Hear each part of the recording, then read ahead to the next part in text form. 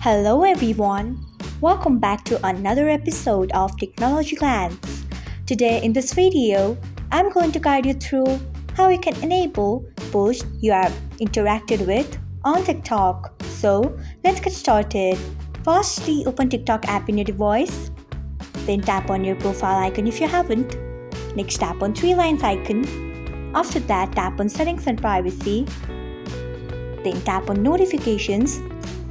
After that, you can see the option of posts you interacted with. Turn on it by tapping on it. So this is how you can enable posts you interacted with on TikTok. Thanks for watching. If you found this guide helpful, we would love it if you hit the thumbs up button below. We upload great new tech tutorials like this one every day. So do not forget to subscribe to our channel and hit the bell icon so that you will never miss another update.